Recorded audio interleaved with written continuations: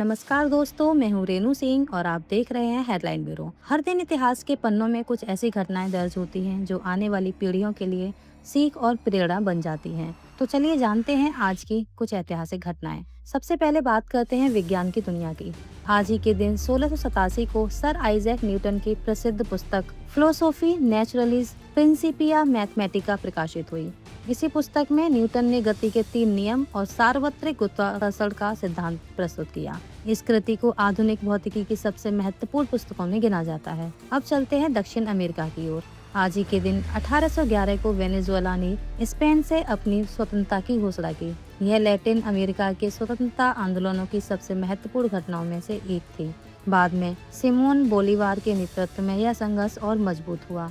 इसी क्रम में आज ही के दिन 1865 को ब्रिटेन में डाकघरों के माध्यम से बचत योजनाओं को बढ़ावा देने के प्रयासों ने आम लोगों में बैंकिंग को लोकप्रिय बनाया। इससे साधारण नागरिकों के लिए सुरक्षित बचत की व्यवस्था मजबूत हुई और आधुनिक वित्तीय प्रणाली के विस्तार को गति मिली। अब बात करते हैं फैशन जगत की। 5 जुलाई 1946 को फ्रांसीसी डिजाइनर लुई रियार ने दुनिया के सामने पहली बार बिकिनी स्विमिंग सूट पेश किया। शुरुआत में इसे लेकर काफी विवाद हुआ, लेकिन समय के साथ यह दुनिया के सबसे लोकप्रिय स्विमिंग वियर डिजाइनों में शामिल हो गया।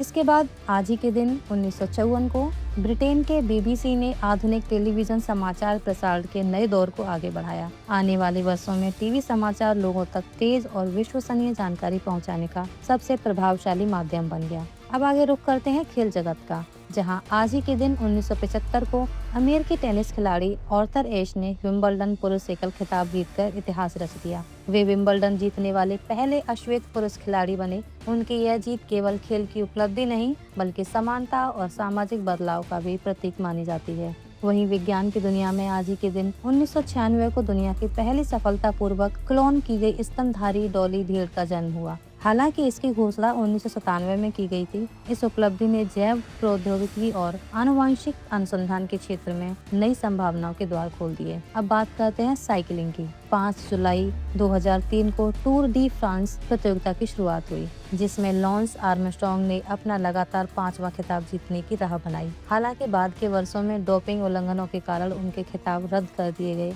यह घटना खेलों में निष्पक्षता के महत्व की याद दिलाती है। इसके बाद आगे चलते हैं, जहां आज ही के दिन 2012 को दुनिया भर में वैज्ञानिक समुदाय हिग्स बोसॉन कण की खोज की पुष्टि के बाद उसके महत्व पर चर्चा कर रहा था। यह खोज ब्रह्मांड की संरचना को समझने की दिशा में एक ऐतिहासिक उपलब्धि मानी जाती है और आधुनिक कण भौतिकी के लिए मील का पत्थर साबित हुई। और आखिर में बात करते हैं अंतरिक्ष की, जहां आज ही के दिन 2016 को नासा का जूनो अंतरिक्ष यान सफलतापूर्वक बृहस्पति की कक्षा में पहुंचा। इस मिशन का उद्देश्य ग्रह की संरचना, चुंबकीय क्षेत्र और वातावरण का अध्ययन करना था। जूनो मिशन से प्राप्त जानकारियों ने वैज्ञानिकों को सौर मंडल के सबसे बड़े ग्रह को बेहतर ढंग से समझने में मदद की। तो दोस्तों, ये थी आज की कुछ ऐतिहासिक घटनाएं। और अब आपके लिए आज का सवाल, 5 जुलाई 1687 को प्रकाशित प्रिंसिपिया मैथमेटिका के लेखक कौन थे? अपना जवाब कमेंट में जरूर दें और ऐसी ही रोचक घटनाओं को सुनने के लिए और समझने के लिए हमारे चैनल को सब्सक्राइब करना ना भूलें। जय हिंद।